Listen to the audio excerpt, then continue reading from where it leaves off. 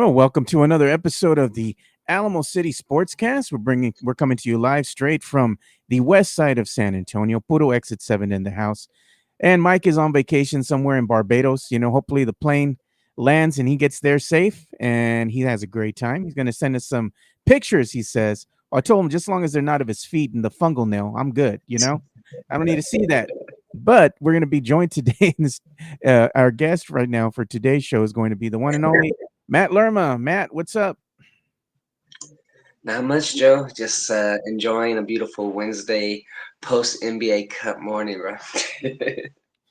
Yeah, we're going to talk about that. Full disclosure, what we're going to talk about in today's show, we're going to talk about the Emirates NBA Cup. We're going to talk about some of the rule changes that are going to be coming to the NBA All-Star game. It's going to be for the best or going to be for the worst, trying to make things interesting, I guess. We're also going to talk a little bit about some news that broke in the NFL here, as it seems like a quarterback named Kirk Cousins is going to be benched in favor of a rookie quarterback moving forward. So we're going to talk about that.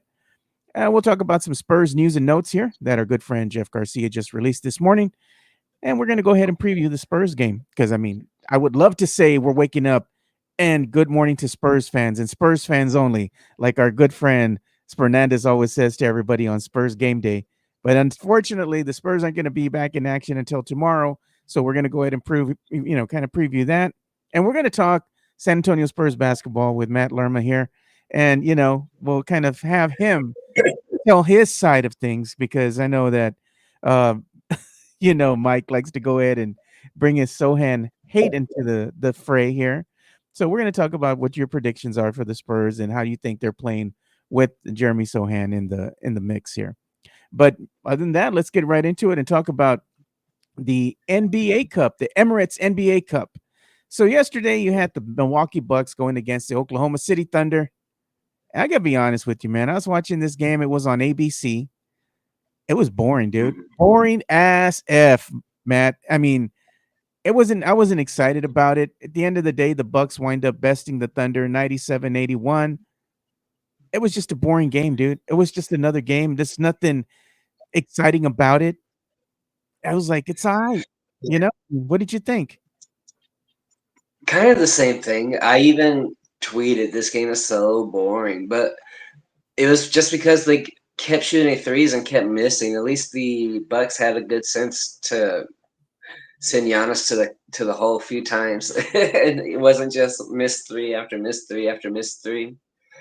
But you know what? The second half of the game, though, I have to say, got a little bit more interesting when it was just kind of nice to see a complete, total Thunder meltdown where they couldn't do anything and calls weren't going their way and they were starting to get mad and getting technical fouls because they were yelling at the refs. And that was kind of fun to watch, especially since I the ever since we lost against the Suns, ever since the Spurs lost against the Suns, all I could think about every time the Thunder advanced to the next level was, man, that should be the Spurs. So it's just one of those things where it was just it it was like hard to watch the Thunder go because we beat the Thunder in the tournament, right? So if we would have beat the Suns, we would have advanced out of our group. So it's just one of those things to where it kind of sucked to see the Thunder advance, but then in the championship game to just watch them fall apart and not be able to do anything was kind of like the only saving grace of this game for me. I'm gonna But be then honest with you, if Matt. it, I'm gonna if it call wasn't for on that, if it wasn't for that though, it would have been a boring game. I'm gonna call you out. I'm gonna push back on you here, and I want your opinion here. Spurs Yeah. had an opportunity to be in the game, right? It could have been the Spurs and not OKC. But let's be honest, man. Do you think the Spurs would have had what it takes to compete with this Bucks team as far as the talent level? Be honest. Well, with Wimby, all things are possible, right? I think it'd be a pretty hard time for the Spurs, especially with all the injuries that they're going through right now. Uh, but you never know until you get the players out there on the court. Like when we beat the Thunder, a very small minority of people, I think, thought that we were going to win that game. So, You're not lying you there. know, Yeah, you're not lying there. A very small minority thought that the Spurs were going to win that game. I was thinking they're not going to win that game, but they surprised everybody and they beat a good Thunder team. Which goes to Yeah, show you that this team can beat good teams in the West on any given night. The problem with the Spurs as of late, Matt, it's just seems like they can't put together a full 48 minutes, and getting off to these slow starts, especially in the first and second quarters, then trying to make a push in the third and fourth, you expunge a lot of energy.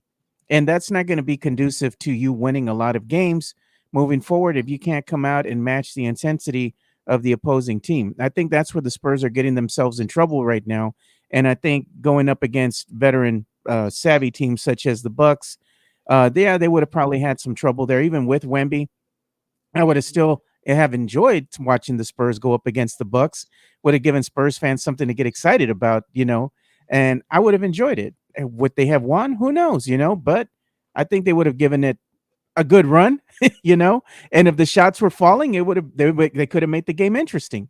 But I think at the end of the day, things happen for a reason, and unfortunately for the Spurs, they still show that they still have some growing to do, even though they are going in the right direction and getting better. They just need to be a little bit more consistent. I think that's the next thing they need to work on here. And it's an 82 game season. We're barely a quarter of the way, through the season itself. There's still a lot of room for yeah, growth there. And I think what we're going to really see, Matt, as the season unwinds here, is that during the months of February, the months of March, you're going to see some real growth out of this team.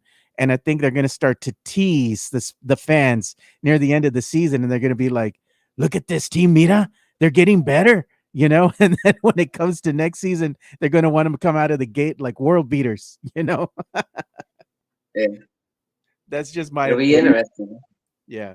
No, it'll be fun to see because I just think that next season I think the roster's going to look so different. So I want that to happen where the players that aren't going to be here, you wish them the best of luck, and you want them to end the season on a high note so they can get jobs somewhere else. I mean, it just is what it is. But I'm excited for the rest of the season. I hope that we make it into the play-in, and hopefully we we can get to the playoffs. Yeah. Whether it's a first round exit or not, just get to the dance. Yeah, it's going to be a tall order, but I think the Spurs will be able to break on through. Again, it just comes down to consistency at the end of the day, and if they can go ahead and play a full 48 minutes out there, they give themselves a better chance of winning. Whether their shots are falling or not, they can find other ways to win, whether it be playing better defense or getting to the line to get some free throws, kind of stop the game a little bit, give them a chance to go ahead and chip away at a lead or sustain one. They have to find ways to win other than just doing what they're doing now, which is a little bit of more of the inconsistent play. But I'm sure the coaching staff wants them to go out there and they try to get them ready every single game, but it's also up to the players to execute. And I know Mike likes to go ahead and blame some of the coaches from time to time, but it's not always their fault. They do want to get these players ready to play. It's up to the players to execute. That's been what I've been saying for most of the season. And I know Mike doesn't like it too much, but hey, it is what it is. So we're going to move on and we're going to talk a little bit about changes coming to the NBA All-Star game. It's nobody's surprise here. The NBA ratings have been going down. They've already said that since the beginning of the season. They're starting to look even last season. Ratings were going down. They attribute it to different things. And one of the things that you can't look past is how the NBA has made it so difficult for fans to actually watch the game.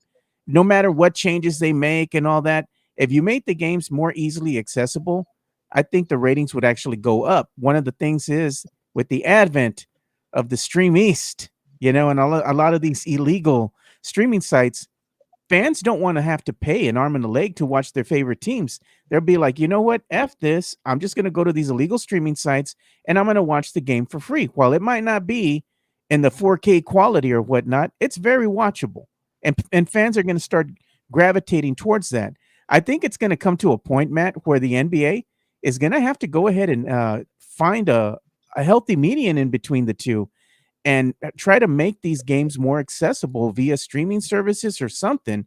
So these fans will go ahead and start watching the games when it matters, so they can go ahead and count these as ratings. Because right now, you're losing half of your audience right now, and you're losing them. It's not because of the game; just the game is boring and it's changed and it's become a 3-point shooting fest.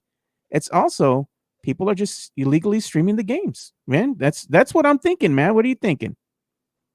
No, I agree. Before I was lucky enough to be able to have my direct TV stream, that's exactly how I watched all the games. So, and if there's a game that I want to watch, like if I want to watch Thunder versus Rockets or something random, I can't just watch it.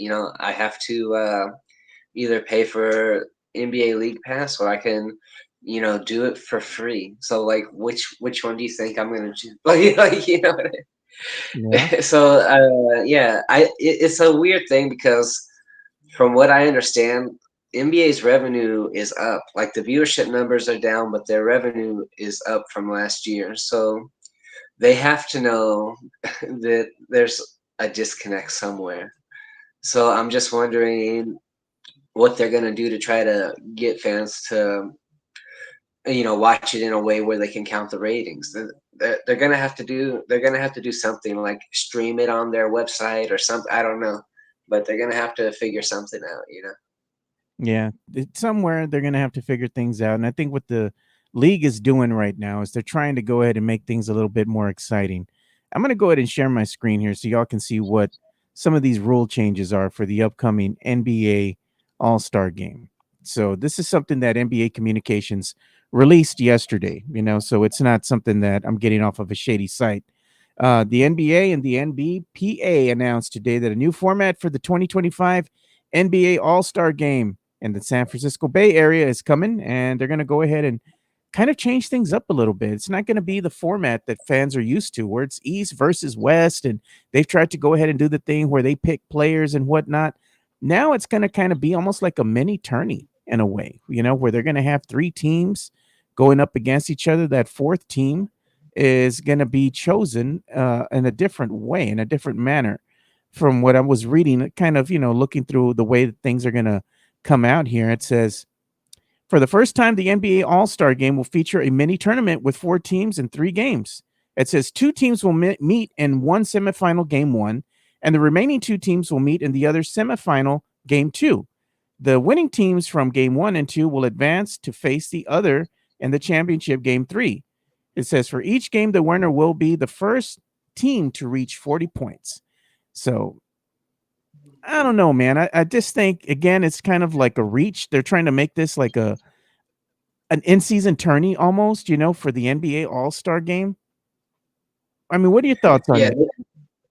Well, they did this last year with the Rising Stars. Like the Yeah, Rising Stars game, it was like three teams or whatever, and then like the one who won got like a cash prize or whatever. I don't necessarily know if that's going to make it more exciting. I know the NBA. So that one of the rule changes the NBA is thinking about implementing is a target score, which is like what they're doing here, where the first team to score 40 points wins. And so like they're talking about having like a target score for G League games where like it'll be the first team to score 100 points that wins, or the first team that scores 97 points, or just like whatever the target score is for the night, like the first team that gets that wins the game. And so like I know that they're thinking about doing that, and I guess they want to see how we react to this. But I don't think that it's gonna drive up the ratings. I don't think that when you tell people, oh, it's gonna be a three-game tournament style uh, all-star weekend, people are like, oh, we got to tune in for that. Like, I don't think it's gonna bring the ratings that they're hoping for, but it's just gonna be another thing to be a gimmick. Casual fans will hate it. Basketball super fans will try to roll with it, I guess, but it's just going to be one of those things. I don't think the players like it. Like Kevin Durant said, he hated it. Like he didn't say, "Oh, I don't know how it's going to go." He said, "I hate this. Just bring back East versus West." That's what he said on like TV. yeah. So It says there's a bunch of different comments in Hanover Fist saying Adam Silver's doing too much.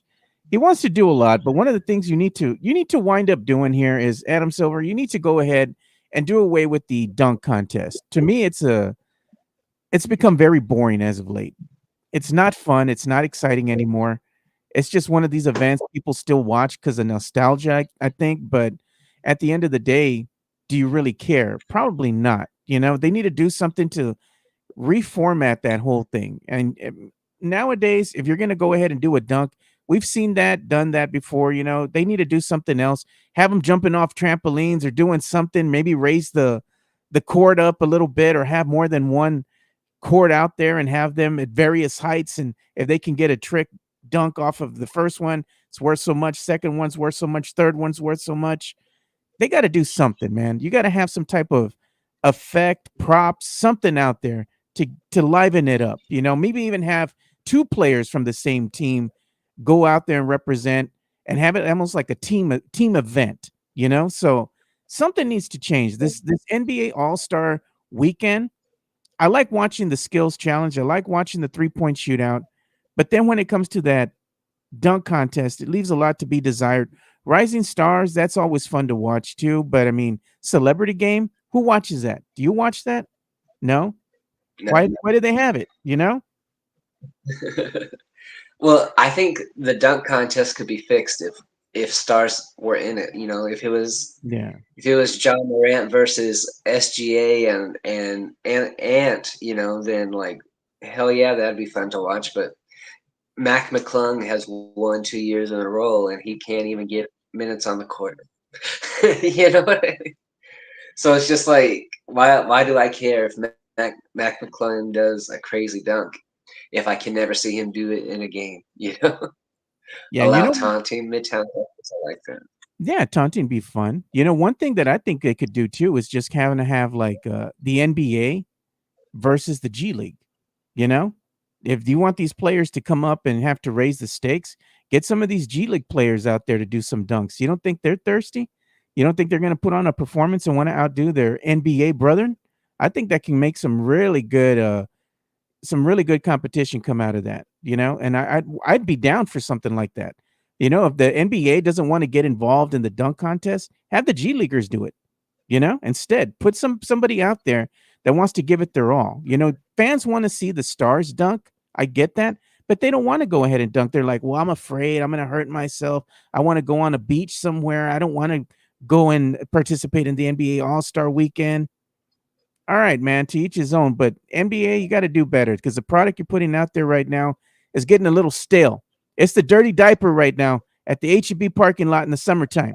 It stinks. Do better. Put out a better product. And again, the reason that the ratings are falling right now is because the NBA has gotten boring, and they make the games too hard for the fans to actually watch. So if they could take care of one of those things, I'm sure that the ratings would increase. But until they do that, it's still going to be more of the same. You know? Yeah, Nick Wright from FS1 and Nick Wright from SF1 is the first person I saw mention this. And then Sean Elliott referred to it during a game. So maybe this could pick up some steam. I wouldn't mind it. I think that, a good dunk, and the NBA would have to define what a dunk is, but they say it would change the game if a dunk was worth 3 points. So I think that would be fun, and dunks changed. Like Sean Elliott was saying that like a good dunk can change the game. It demoralizes the other team. It shifts momentum, all this stuff. It should be worth more than 2 points. And I kind of agree with that. I could get on board with dunks being worth 3 points. It would it would incentivize stars. You see John Morant saying in interviews that he doesn't want to dunk because he goes in the air for these dunks and he gets hard fouled and it's just not worth it. But if a dunk is worth 3 points, if it's the way to win the game, like I think that brings some excitement back to the game. I don't know. How do you feel about that, Jim? I don't know. I think you're seeing some comments in here too. And look, somebody's kind of agreeing with me. He says, Sam Salinas, no, he goes, recognizable names who actually contribute should be in the dunk contest. That's what I'm saying. You know, Yeah, like we used to have that one show. I don't remember if you saw it or not. I think it was on TNT or something. And they had a lot of these no-name people, you know, kind of like TikTokers, media influencers and whatnot. And they were doing like it was nothing but dunks, right? And you saw some pretty cool stuff out of these guys. They're getting creative, doing some things a little different, things that you hadn't seen before. You know, I wouldn't mind that. You know, again, get some of these no-name players, people that some of these players that people hadn't even heard of, get them out there, you know, or even the mascots. That'd be cool. Have a little mascot game going on out there, you know, mascots versus mascots. I think that would be cool too to see, you know. I mean, that people I see people getting up here as well, saying that they still like the celebrity game and whatnot. I guess, you know, it's just not my thing. I've never really watched it. I watch highlights here and there, and to me, that's good enough. You know, it's kind of boring when you're watching it in person. It's not my cup of tea. But one of the things we're going to go ahead and move on here and talk about is we're going to preview the Spurs versus Hawks when we come back. Talk a little bit about the San Antonio Spurs, and let's see if Mateo here has some pushback for Michael when it comes to one Jeremy Sohan. You know, after all, they went ahead and made that beautiful meme of you. You know, I'm still here, Sohan. So we'll talk can I about tell you that. something, Joe? I Yeah, don't go get ahead. that meme. I don't know what it's from. You don't know where it's from? It's from the Three Amigos because they have this guy right on the Three Amigos. So he's like part of the gang, right? So they have these bandidos, right? And the bad guys. And there's the leader of the group is called El Guapo, right? And throughout the movie, you see, you know, some of his henchmen get killed off and whatnot. And the one that's always been there for El Guapo since the beginning, everybody's leaving. And he's like, I'm still here, El Guapo. And what does he do? He pulls his gun out and shoots the dude. That's your biggest supporter and you off the guy, you know? So it's like you're Sohan's biggest supporter. So that's why the what the meme means. I'm still here, Sohan. You know, I'm not leaving, I'm not going anywhere. So that's what it means. But we're gonna go ahead and give some love to MCS General Contracting. And again, like I said, when we get back, we're gonna go ahead and preview the San Antonio Spurs versus the Hawks tomorrow. It's gonna be at 7 p.m. tip. We'll be back.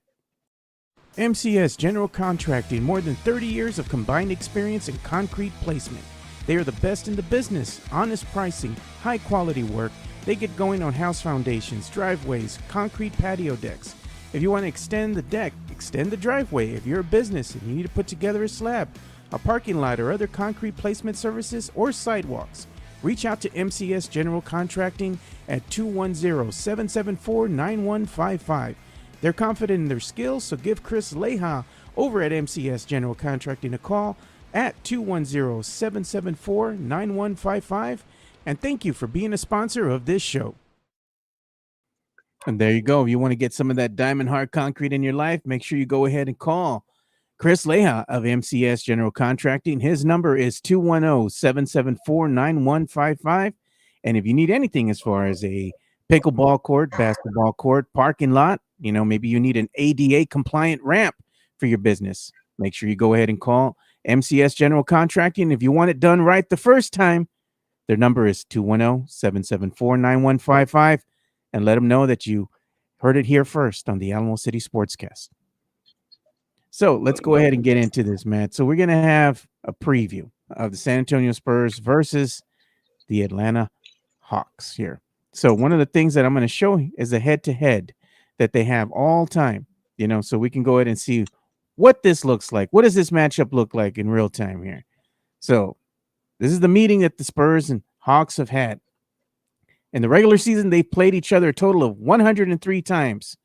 The San Antonio Spurs have won 58 of those meetings compared to the Atlanta Hawks winning 45 of those meetings when it comes to them going head to head.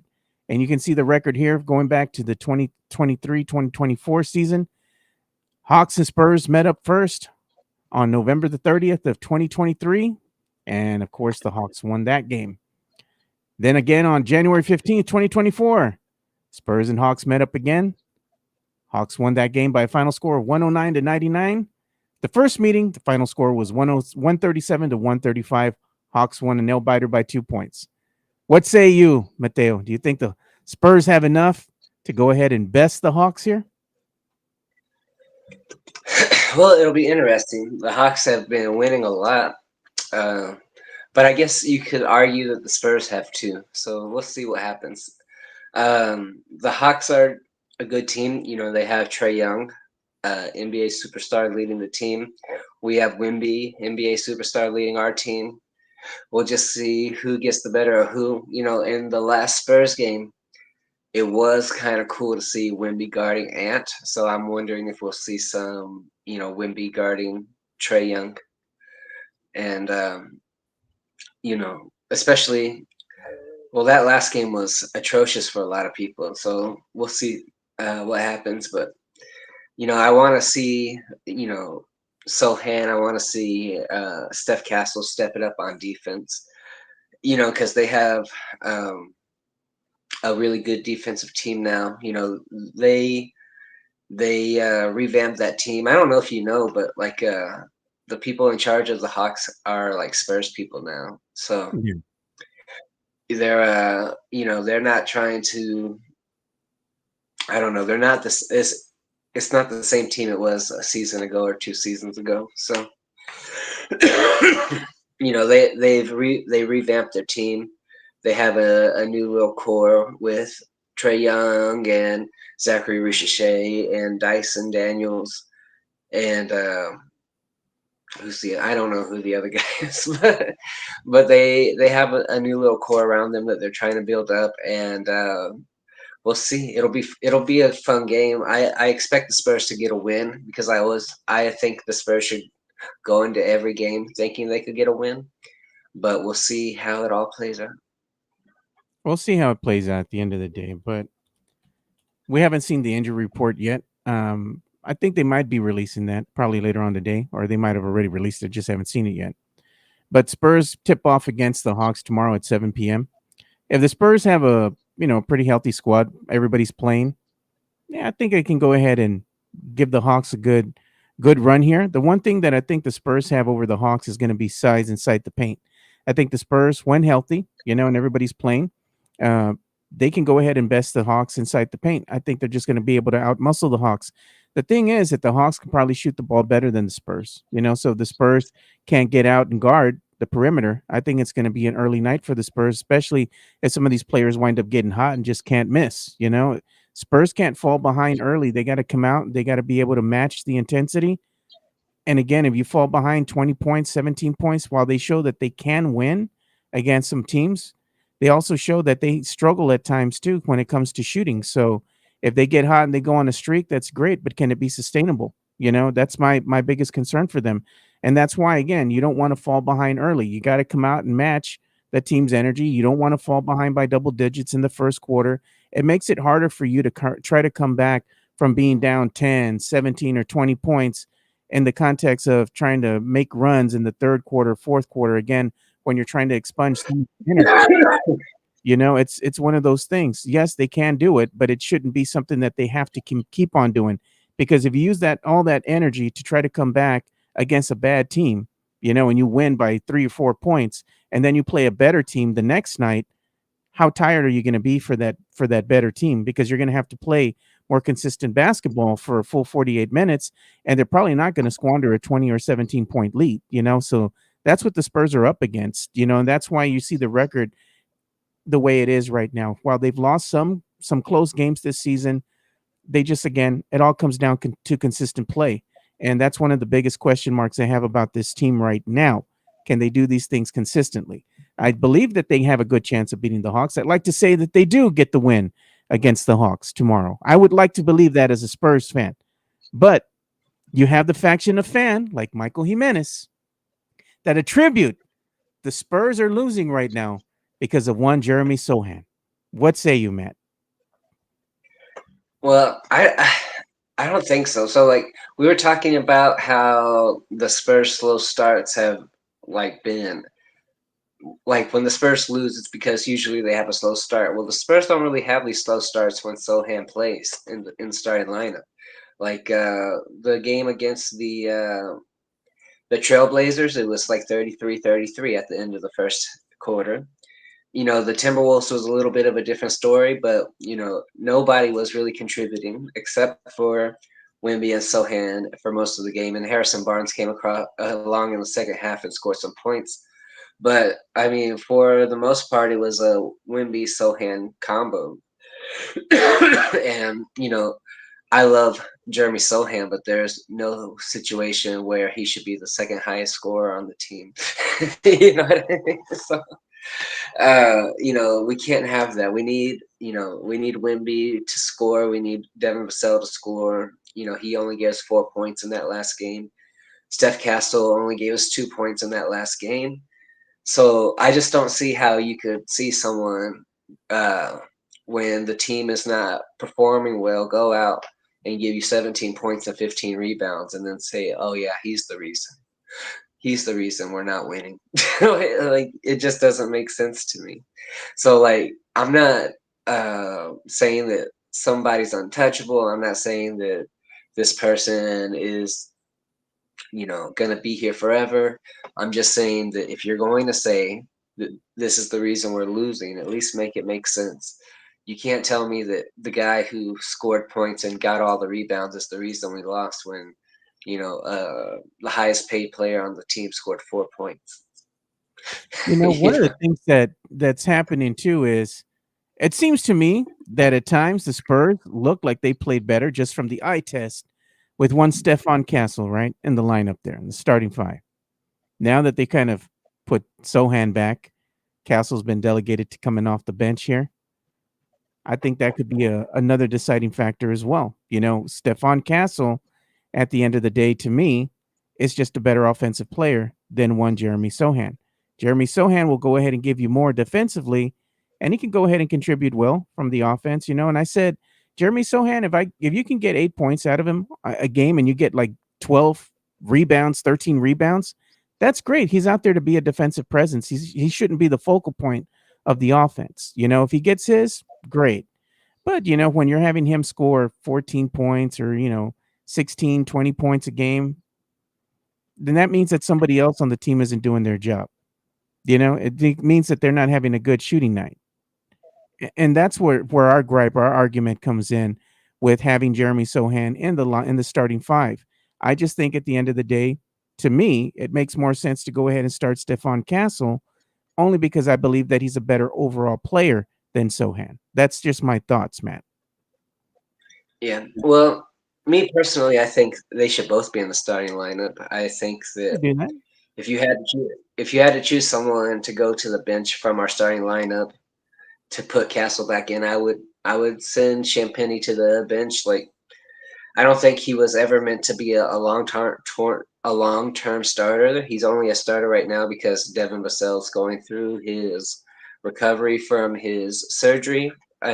He's on the minute restriction and all that stuff. Once Devin Vassell's back, he'd be in the on the coming off the bench anyways. So if you really want to get uh, Steph Castle some play out there, why not let him come and take Julian's spot? And Julian, I think he would have really good games coming off the bench because that's where he's gonna be anyways. So I understand that Julian's getting buckets, Tavares, but it's just like one of those things, man. Like if you're gonna if you're going to like go as so far as to say that the team is doing bad because of a certain player starting, but also the team isn't doing slow starts when this certain player is starting, then it's just like, well, something has to give. Like if you think that Castle is so important that he has to start, put him in the starting lineup. But if you're also going to complain that we're having these slow starts and we only have slow starts when Sohan is coming off the bench or is missing games, then like you have to pick your poison, right? So either they can both be in the starting lineup or you have to choose which one. What's more important? Is it more important to you to have a good start with good defense?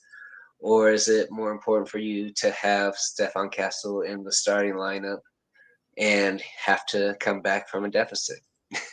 You just have to choose your poison at that point, or put them both in and sit Julian Champagny. So it's like one of those things. There. What's your poison? Yeah, and my poison is right now, and I'm gonna be honest with you. I know you probably have some pushback on me, and I don't really give a damn, but it's my opinion. My thing is, you see this team and you see the disparity of talent. between the San Antonio Spurs and some of the other better teams. And at the end of the day, it doesn't matter how much you change the lineup. It doesn't matter what you do with the second unit. The team's still 35 to 38 win team, in my opinion. And it's because of the talent pool that's out there. Doesn't matter what you do. You just don't have the talent to compete against these better teams. You have Wemby, you have Castle, you have Vassell, and a bunch of guys still at the end of the day. And there's nothing wrong with these guys. They're good role players. But again, you got to be honest with yourself. Look at the team that you have currently constructed. And this ain't it, in my opinion. They still need to have another star paired with Wemby in order to really be a viable threat, to be able to want to compete, to be able to say, hey, you know what? We can count on this team being in the in season or being in the play-in tournament or even making the playoffs. Right now, they're just going to be flirting on the outside, kind of looking in. They're going to be right around 12, maybe 11, kind of on the outskirts. But I don't know if they're going to be able to make that push to be a viable contender to make the in season or play-in tourney, should I say, because the talent's just not there, in my opinion, Matt. I mean, what do you think? Well, I mean, I agree. I think that we have to make trades, right? Um, and the funny thing is that the Spurs are one of the few teams that have cap space to take on a huge contract like one a superstar would command, right? So, like right now, the Pelicans desperately need to get rid of Brandon Ingram's contract so they don't have to pay the luxury tax, right? Yeah. Well, the reason the Spurs are being mentioned as a place for him to go is because we're one of the only teams that could take his contract, and that's just it. We have cap space; other people don't. That's why I don't think that Chris Paul's going to get traded because these teams that could take him, we would have to buy out his contract so that he could sign a vet minimum for any team that would be worth going to, unless he like goes to the the Pacers or something. I don't think Yeah. you know. So like I don't know. The Spurs are in a really good spot to take somebody. The new CBA is going to make a lot of people untradeable. So we might have the opportunity to pick someone up, like a Brandon Ingram, like a Jimmy Butler, or something like that, without having to give up too much, because nobody else will take them. Like, yeah, you could say, well, we want 30 picks, or we want this list of players for this one player, but the Spurs could be like, all right, well, good luck, find another deal. Not Well, very many teams can make these deals. Spurs were rumored to be one of the teams that were going to be suitors for Markkinen, right? Laurie Markkinen. Didn't happen Yeah, because Ainge wants to fleece any team that wants to go ahead and make a viable trade, right? Okay, we get that. yeah. Ingram, he'd be all right, next to Wemby. But again, I think at the end of the day, what the Spurs are really lacking is a dynamic player that can go out there and have their own shot creation, be able to go ahead and make big shots in big moments. They need a bucket getter. Beyond, Stephon Castle looking like he's going to pan out, his ceiling is going to be very high. The Spurs just don't have that second offensive threat, I think, in my opinion. They have, players that'll step up from time to time on any given night and go off along with Wemby, but it's just not consistent. I think that's what they're lacking, that consistent offensive threat. And they need somebody, and it might not be a big, it could be, another, a power forward or something that can go ahead and score, be a good two-way threat out there on the court. I think that's really what they're needing at the end of the day. They need somebody else that can help take that scoring load off of Wemby and become that second focal point. Because if that was the case, then they would go ahead and give other players on the team, some of that time to thrive. And that's the thing that you see in some of these other teams that have at least two legit stars out there. If you focus on one star player, the other one will go off, and then the team has to go ahead and start spacing the floor. They'll go ahead and space the floor when you have your star players kind of moving on the different opposite ends of the court there, and they're getting in different positions. And you see that opens the game up for their teammates, to knock down some open threes, to have some easy buckets, backdoor cuts, things of that nature. And I think right now with the Spurs and what we see a lot of is the spacing just isn't quite there because teams don't respect them because they know they're not very good when it comes to shooting the ball. Oh, we just got to focus on Wemby. Oh, we can just go ahead and focus on Castle. Let's go ahead and focus on. You see Jeremy Sohan out there on the wing. You think they're going to come out there and guard him? They're going to be like, nah, we dare you. Show me you can make that three.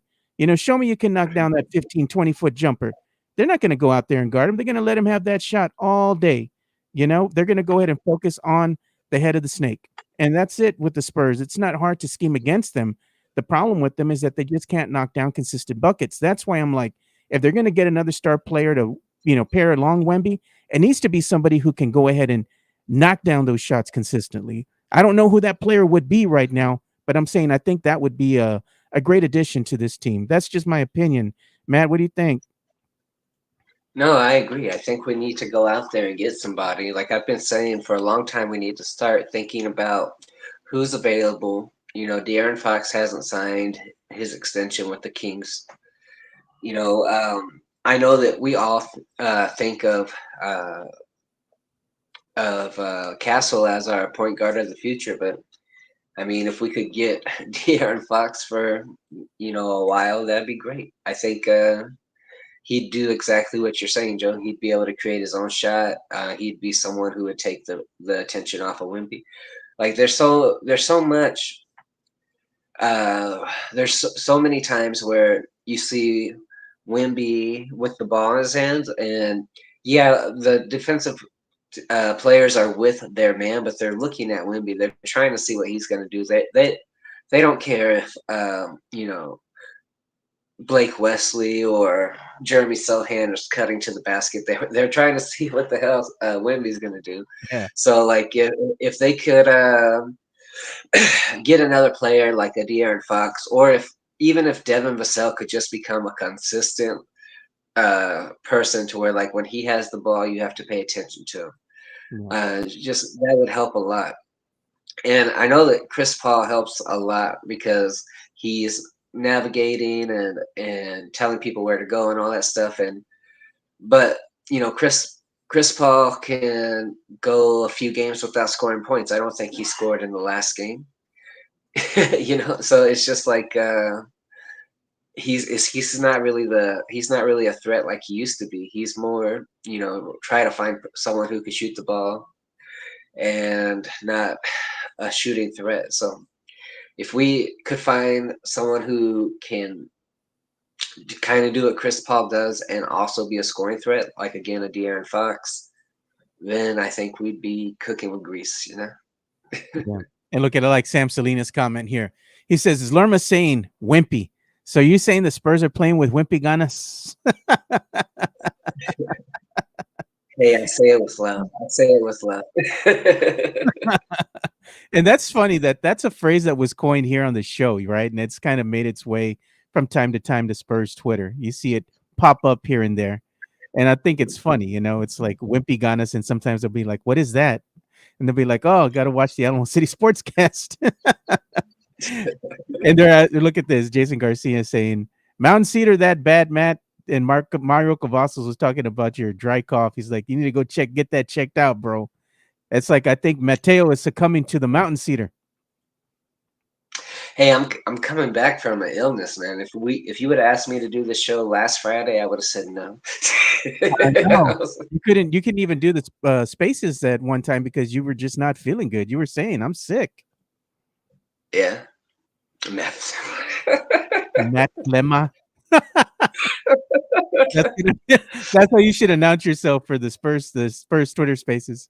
I'm Matt Flemma coming to your life. Matt Lerma will be back Monday. Yeah. Matt Flemma is what we get right now. Look at this. Mexican Junior says, "Chris Paul reminds me of when we had Mo Cheeks during Robinson's rookie year. He's a good leader, but doesn't have the scoring punch or defense of his prime." Yeah, I agree. Hey, you know what I was going to say? But he's not the same. I don't know if Matt Goff is still in the room, but Matt, if you're in the room, go ahead and check your X DMs, bro. I wanted to bring you on right now if you're still in the room. That way we can go ahead and talk about what's going on here with the supporters group. with SAFC because Spurs Sports and Entertainment is dropping the bag big time, man. I got wind yesterday. They were saying that one of the biggest supporters groups here, which is going to be the Crocketeers, been going on for quite some time since the Scorpion days. They're calling it quits, man. They're going to go ahead and go on a hiatus here. And it's because a lot of the things that are going on right now with SAFC and the way that they're treating the supporters groups. They already started charging the supporters groups going back to last season for parking. That didn't used to be something they did before. It seems like this year, from what I'm understanding, they're going to want to start charging the supporters groups to be out there in that area of the parking lot now if they're going to be having tailgates, and they want to implement some other rule changes there as well.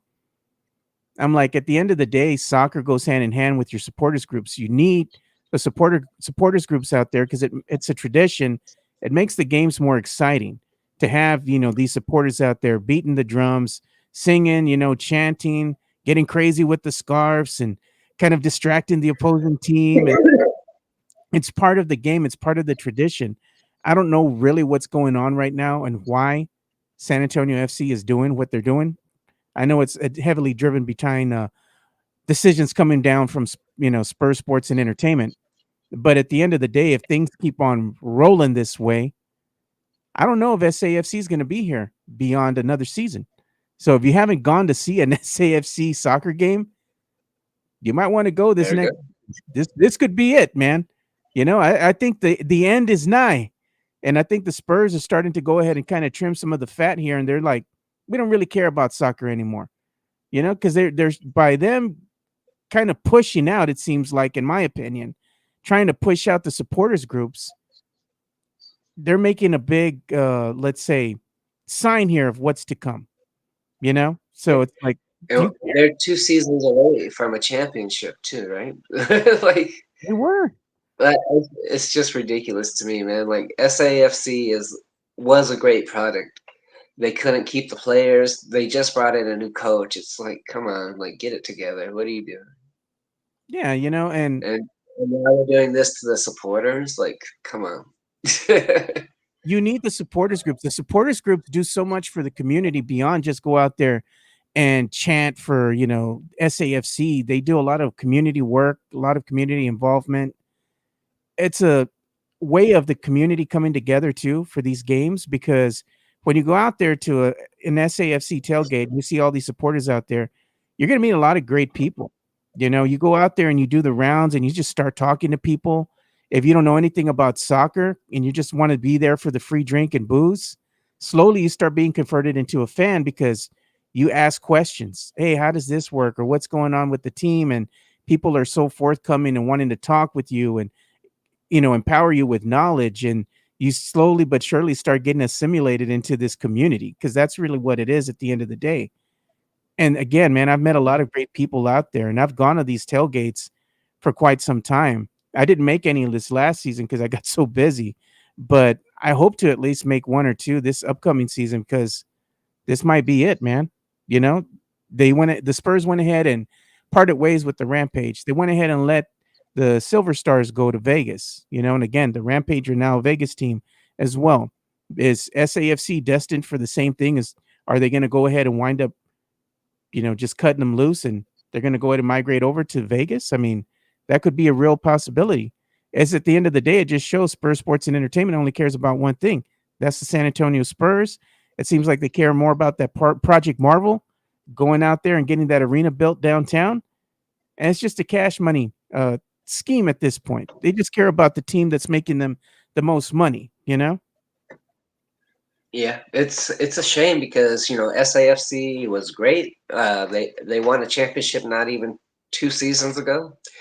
We have a star on our kits now because we won the Yeah. championship, and they just don't care. And they could build something really meaningful and important for the community. Like I know that's not MLS, and we don't have a pyramid system here and all that stuff. But I mean, you know, soccer here in the U.S. is picking up steam in popularity, Yeah. and people are looking for uh, you know, local sporting events to go to all the time. I just think that it's a wasted opportunity if they let this get away from them over something dumb like parking money. Like, come on. I mean, it's not just You know? that. It's the way it's a lot of the ways that they were treating the supporters groups as well as of late. It just things changed, man. Something's amiss here. I don't know if it's management, something going on over there. SAFC gets wind and they start watching this and they want to talk. What are we going to talk about? You know, at the end of the day, hey, let's go ahead and talk. We value your opinion. If you valued people's opinions, you would actually implement changes. At this point, you're going to be like, oh, we want to listen to what you all have to say, but a big F you at the end of the day. We're going to do what we want anyway. How is that listening to people? Get out of here, man. You're going to go ahead and let the team fold. Writing's on the wall already. It looks like this next season is going to be it for SAFC. If you haven't gone to go ahead and see a soccer game, you might want to go this next season, you know? I'm Matt here at Gomez is Waffle.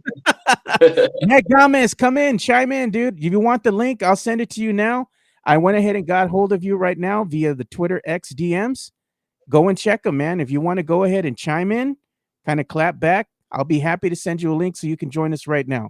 Appreciate you guys and what you all do out there for the SAFC as being part of the supporters groups, man. And look at that. Supporters groups and season ticket members, Joe. We're all treated like crap last season. No doubt you all have been. And it's not just going back to that last season. I think this has already been something that's been happening slowly but surely. The writing's on the wall, man. So, yeah, Matt, if you're free and you want to join, let me know, dude. I'll go ahead and bring you on. But one of the things we're going to go ahead and talk about as well as we kind of transition here is we're going to go ahead and talk a little bit about some Spurs news and notes here. Jeff Garcia has released some things that we're gonna go ahead and share. And before we do that, we're going to go ahead and give Jeff Garcia some love. You got to go ahead and listen to the Locked On Spurs podcast. Locked On Spurs is your daily Spurs podcast hosted by Jeff Garcia, the lead Spurs writer for Ken's 5 San Antonio. Jeff has a healthy plethora of guests all the time on the Locked On Spurs podcast. You can also follow Jeff on threads at Jeff G Ken's 5 SA. You can also follow Jeff on Twitter at Jeff G Spurs Zone. So make sure you go ahead and give Jeff a follow not only on threads and Twitter, but also on YouTube at youtube.com/@Locked On Spurs. This is where you're going to be able to find the replay of the Locked On Spurs podcast. Make sure to like, subscribe, and share. All right, so make sure you go ahead and like, subscribe, and share to the Locked On Spurs podcast. And again, you can go ahead and subscribe to them on YouTube and wherever you get your podcast. Jeff Garcia is already at 5,000 subscribers strong. Wanted to go ahead and push him even further. So make sure you go ahead and give him a like and subscribe to his channel over on YouTube. Again, it's the Locked On Spurs podcast for your daily Spurs content. Jeff Garcia did release some information earlier today. I'm going to go ahead and share this and put it on screen for us. Let's see. There we go. He went ahead and shared this, and he says that Mamu is going to be helping deliver toys to the kids at the hospital and chatting with them for the holidays. So that's a thing. You got to go ahead and check that out. We'll go ahead and show a little bit of this out here on the Ken's 5 website. You want to go ahead and read the full article, make sure you go to the Ken's 5 website and check that out and see how Mamu is getting involved with the community here. Set to brighten the Christmas for some children at the Christus Children's Hospital. So if you want to go ahead and read that, go ahead and check that out. This is Jeff's latest article. Again, it's on Ken's 5. So we'll go ahead and stop sharing that and talk a little bit about some NFL action, man. We had some news that came through here, kind of some news that broke, and Matt can't join us right now. He's a little busy. I understand, brother. We'll get you next time, though. We'll go ahead and definitely talk about what's going on with the supporters group. Look what he says. Yeah, I canceled my season tickets with SAFC this year because didn't like what I was seeing. Exactly, man. And there's Matt Gomez. He says he's actually going to be on a call with SAFC in a bit. He goes, but future show, he's 100% down. So we'll definitely get Matt to come out and talk about the SAC and give us a skinny on that. But we also had some breaking news here in the NFL. I'm going to go ahead and show this on screen as well. Seems like the Falcons are going to be making a change here at the quarterback position, man. They went ahead and they had Primo, Kirk Cousins, as their starting QB, but he's fallen off over the course of the last couple games. So now the Falcons are going to be benching Kirk Cousins and installing rookie quarterback at that, Michael Penix Jr. So the Falcons are still in the mix here in the hunt for the playoffs. So they need some of these wins, man, and they need them in a bad way. So they're going to go ahead and make the call right now.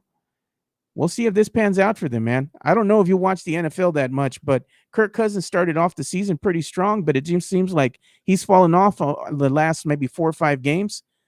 They haven't been winning, man. So I mean, what do you think about the move?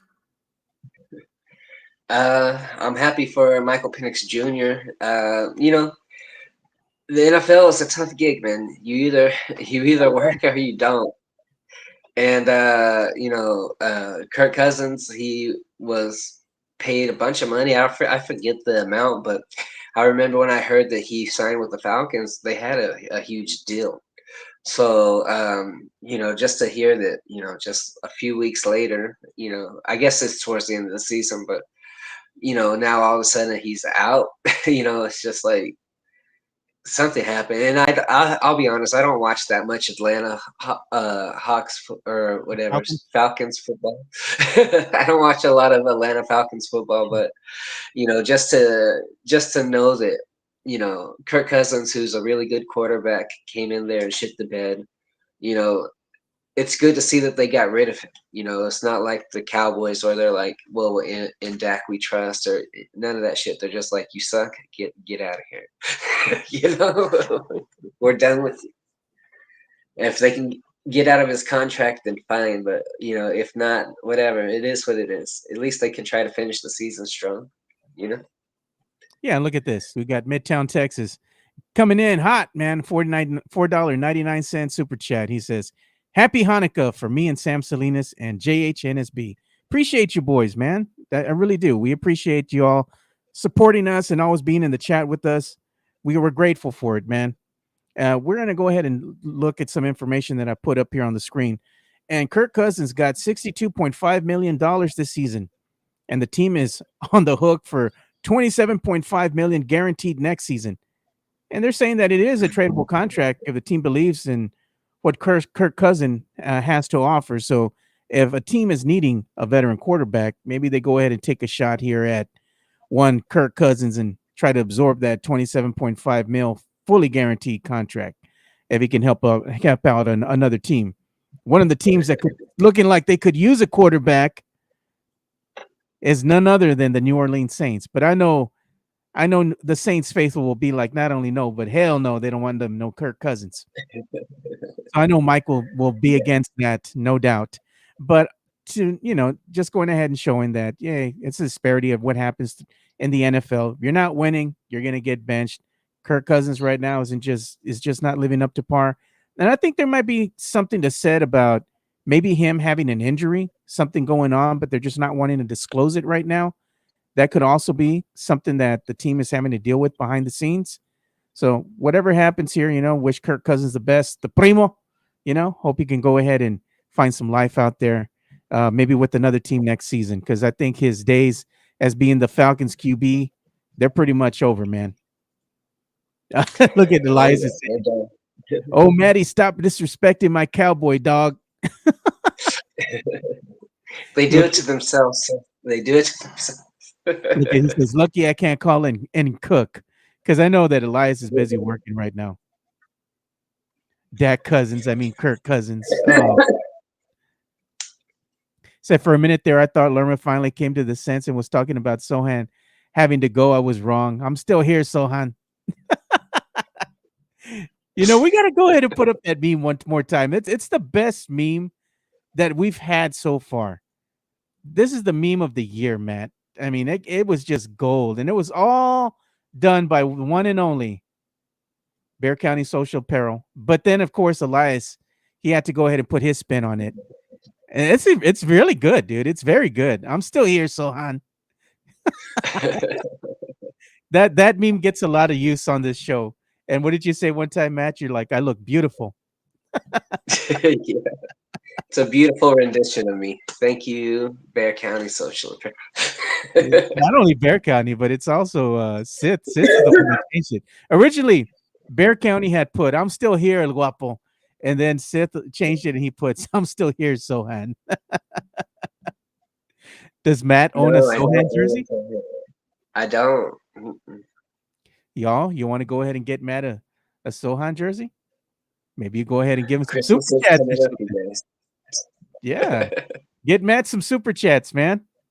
But I'm going to go ahead and show something here because I thought it was funny. I saw this earlier today, and this was put out by Elias. So apparently, during a basketball game, you know how they give out prizes during the basketball game, right?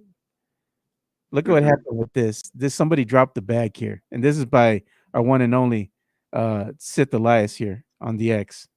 Legion Hopes puts Madness. The Hornets recently gifted a kid a PS5 during halftime at one of their games. Then they took away the PS5 off camera and gave the kid a jersey instead.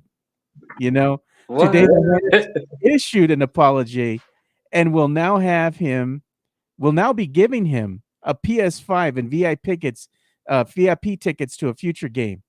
So how are you going to do the kid like that, man? You bring him out on court.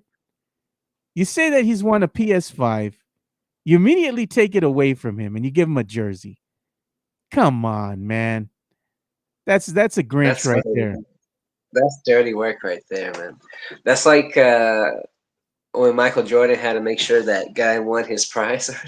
Do you know that story where you know how they do like the $10,000 half court shot or whatever? Like Yeah. this guy won, and then they didn't want to pay him, and like I think it was either I forget if it was Michael Jordan or Kobe Bryant, but they had to make sure that the guy got paid. Like they had to like personally go and tell the team, "Hey, you need to pay him."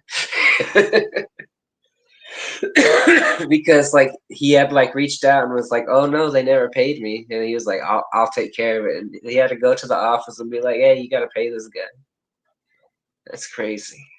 That is crazy, man. Like, how in the hell do you do that to a kid? Like, I can see you doing that to an adult, oh man, sorry, bro. We gave you the wrong prize. All right, cool, whatever, You're a grown ass Yeah, man. You'd still be pissed. But to this, man, this is like gut wrenching for a kid. I mean, like, if you can't afford a PS5, because let's face it, they're like $500, right? And yeah. you think you want something that you've always wanted. And then they just go and take it away and say, nah, kid, you're getting this jersey instead. And they don't even say who it was. Who's the jersey that they gave him? Was it Ball? Or who was it? It doesn't matter. It's a Hornets jersey. Like, Exactly, man. That too, dude. You wouldn't wash your car with that. That kid don't want no damn jersey. He wants a PS5. And then they got the Hornet out there, the mascot, all geared up in Santa. He should have dressed him as a damn Grinch, man. Y'all got to do better than that, dude. That's embarrassing, man. Not a good look. I'm sure it's just all, what do you call it? Public relations now at this point, trying to scramble. yeah, oh, yeah. I mean, it's embarrassing to be like, "Oh yeah, we couldn't afford this $500 gift." Like, come Yeah. on, man. That was the whole budget right there for the rest of the season. $500. Yeah. And look at this. Jason Garcia coming in with the 199 super chat. He says, give Matt a grito for the cough. We got to give the grito, man.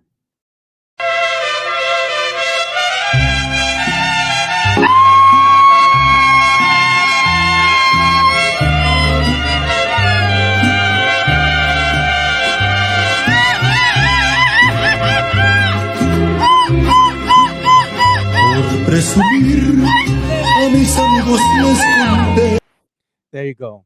There's the grito for the cough, man. Hopefully that helps. It's better than some Vicks, man. I feel better already. I look at that. Sam Selena says they gave him a grandmama jersey. Throwback. Oh, look at this. It was like semi-pro when the guy wins the game and Will Ferrell freaks out because he doesn't have the prize. And I think Sith was saying that it was a guy, dude hit a $1 million half court shot and they didn't have the funds Yeah. to pay him.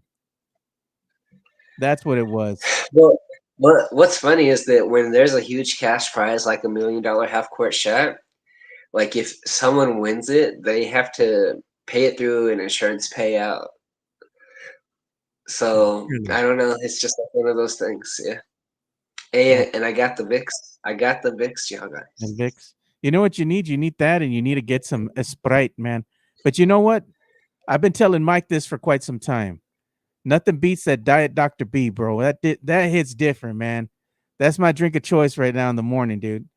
That's what I'm sipping on doing this show. Getting a little bit of that Diet Dr. B. HEB, if you want to sponsor the show, I'll drink Diet Dr. B all day. I'm down. I'm down to represent, man. They used to have those 2 for $1 at the HEB gas station. I don't Bro, know what they are now. HEB done people dirty, man. Remember back in the day, you could get a soda, the HEB branded sodas for $0.25, dude. Right?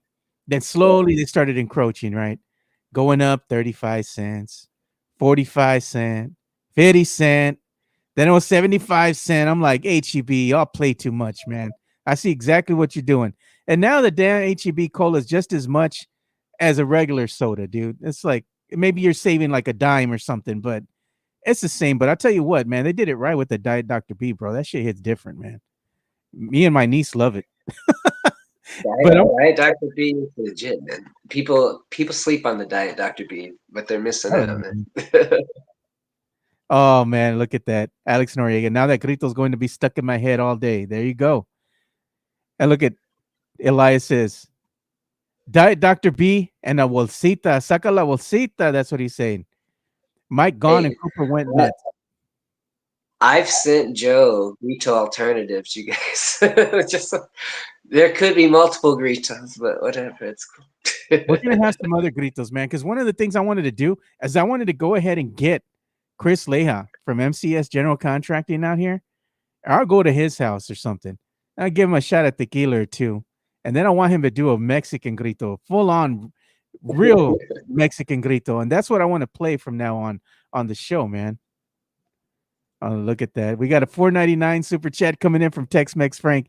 He goes, can we go live? He goes, live video of Mike on vacation after fireball shots. Q in the grito guy. And another $1.99 super chat. Matt needs to be on Mike's beauty podcast. He's probably getting a pedicure out there in Barbados somewhere, man. Oh, look at that. Tim Gonzalez. It sucks. I remember those 25-cent days. What I'm saying, man, HEB plays too much, man. And it says, yeah, the FaceTime Mike to see what is he doing. You over there sitting on the cabana, man. Legs stretched out, showing the fungal nail. You know, he's going to be taking pictures of his feet or something. I'm like, no, dude, we're good. We don't need to see that. Do you think he's on Demon Mike time? He's out there in a new country all by himself. You know what I mean? He's with the Chica right now. He got to be on his best behavior. He's out there in his best Lululemons right now, all-inclusive resort. The Lululemons, man. I don't know if Lululemons, do they make trunks? I don't know if they make like trunks or Speedos. I told Mike, you're going to wear the Speedo. Just don't wear it backwards, bro. Jeff Garcia says, oh no, Mike's gonna wear the Speedo backwards.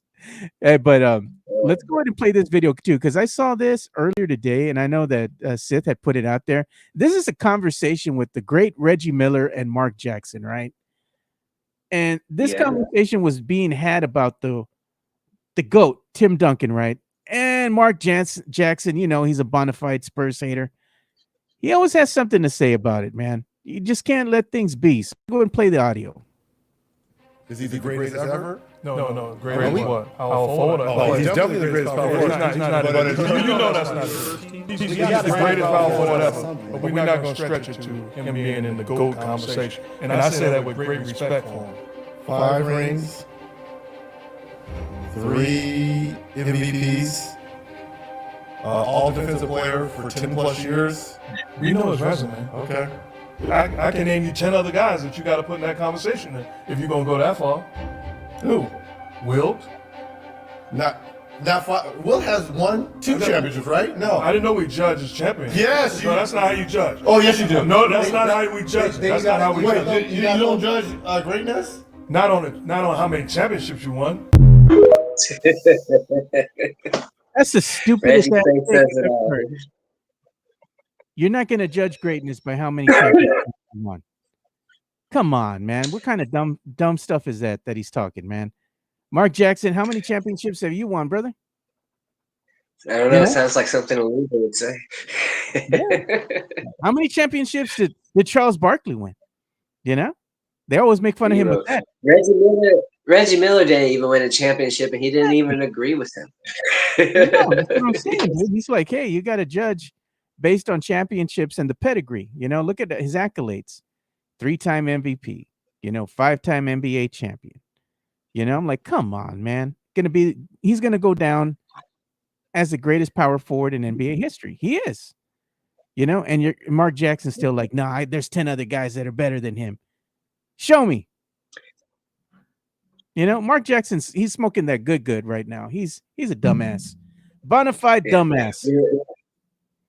When people who are like statistically the best player ever, like Nikola Jokic, he's statistically the best player that's ever been on the court, right? When he says that I don't even come close to Tim Duncan, that means that Tim Duncan is in the GOAT conversation. I don't care what anybody else has to say about it, Statistically speaking, on the court, the best player to ever be on the court is Nikola Jokic, and he says that he can't even think of touching Tim Duncan. So, like, as far as I'm concerned, Tim Duncan's in that GOAT conversation right there with Michael Jordan and Kobe. I'm not even going to say LeBron because LeBron's taking a break or whatever. I don't know what the hell's going on with LeBron.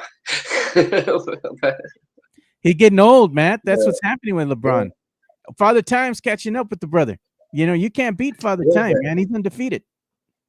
Yeah, but he also accepted $50 million to play this season. So, like, come on, bro. Somebody offered you $50 million to come out and play, and you're of a certain age. You gonna turn it down? Hell no.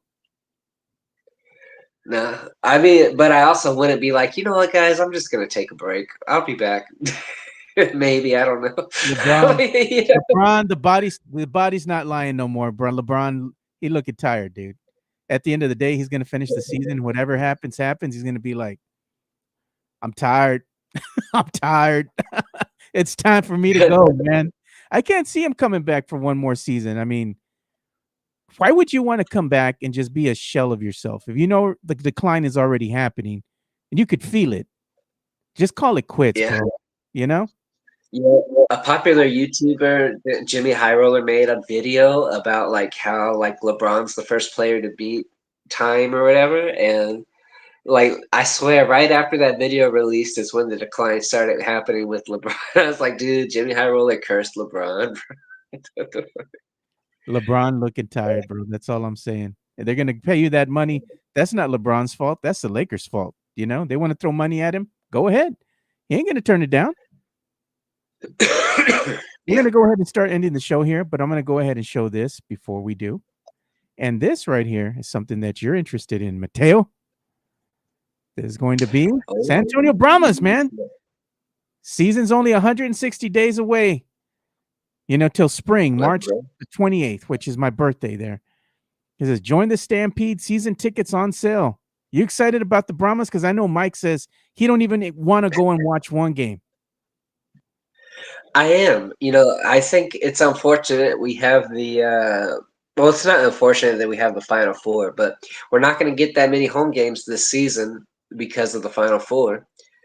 And, we just won our division or whatever last season. We went to the championship game.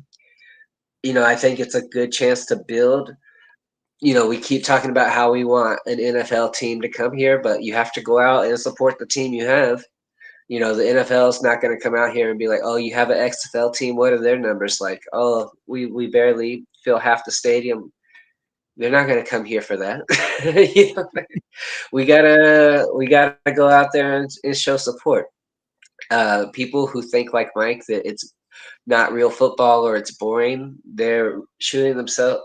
I know that he's a Saints fan and he doesn't care if the San Antonio market gets an NFL team, but for those of us who want a San Antonio-based NFL team, like you have to go out there and support these guys. And last season, they played really well. And I know that it's kind of hard to have continuity in a summer league for football, but if they could build off of that, then I think it should be good football to go and watch. So. Yeah, if San Antonio does want an NFL team at some point, right? And you would think that the city getting behind Project Marvel here.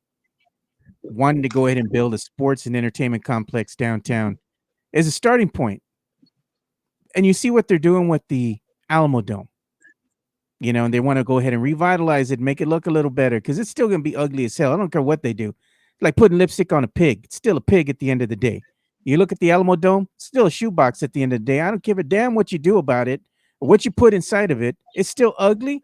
It's a cavernous shoebox. It's a shoebox. Ugly. They should just knock it down, build something else there. If you want an NFL team to come to San Antonio, think they're going to want to play in the Alamo Dome? Hell no. They're going to want a brand new stadium. They're going to, where are you going to put us? They look at the Alamo Dome like, come on, man. It might be great for college football, and they can hold concerts in it. But at the end of the day, it's still ugly. People don't want to play in there. I can tell you that right now. NFL teams aren't going to want to play in there, Matt. Well, the upgrades that they plan to do to it will change the appearance, so it won't look like a shoebox anymore. I don't know if you saw the artist rendition. Oh, I did. It's rendering. It's a white shoebox. It's a clean shoebox, but it's still a shoebox. You got the ugly towers sticking out. But if they don't want to tear it down and build up a new one, then we'll go with the renovations and we'll see what we could do.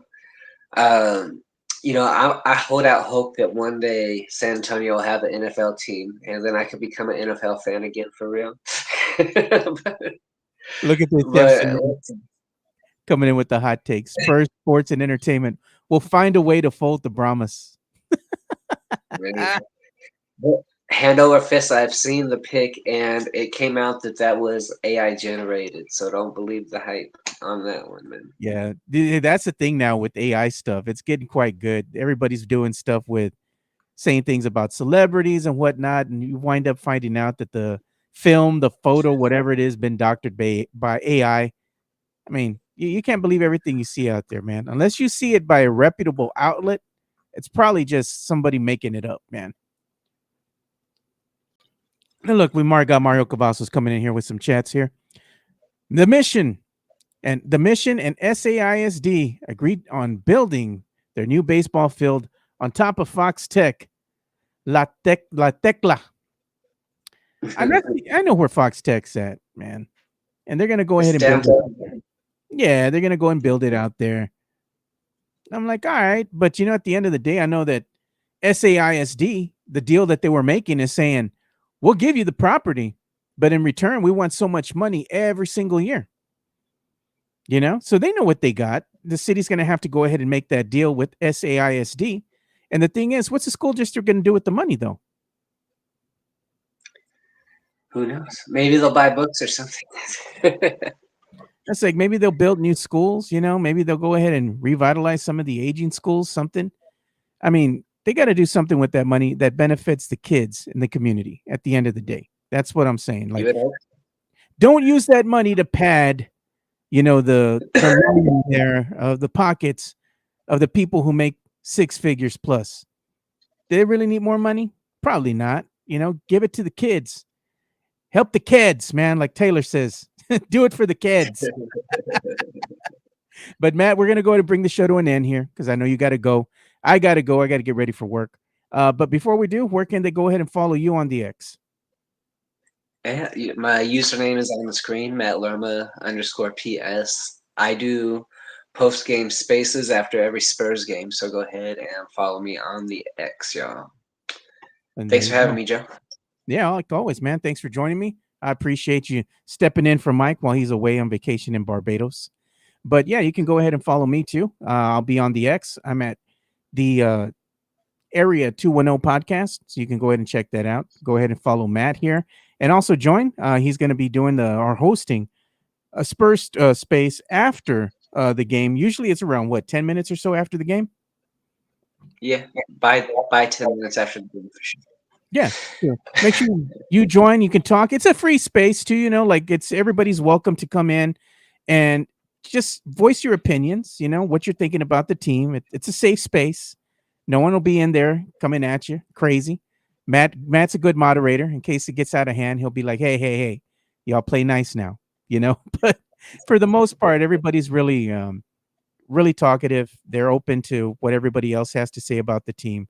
So if you just want to go ahead and talk San Antonio Spurs basketball after a win, or even after a loss, it gets interesting. Go ahead and join Matt in the Spurs Spaces, and that is his Spurs Spaces are actually sponsored by us over at the Alamo City Podcast Network. So make sure you go ahead and give Matt a follow, subscribe, and go ahead and listen to the Spurs Spaces. It's good stuff, man. Look at they can finally put in central air conditioning at Jefferson High School. Oh my God, dude, y'all are bad. And look, Matt Lerma, all good fun, Matt. You demand all love. See, you get some love here too, Matt. Everybody loves him some Mateo. All right. So for Matt Lerma, I'm Joe Garcia. Thank you for watching another episode of the Alamo City Sportscast. We're out. We'll see you boys tomorrow. Peace.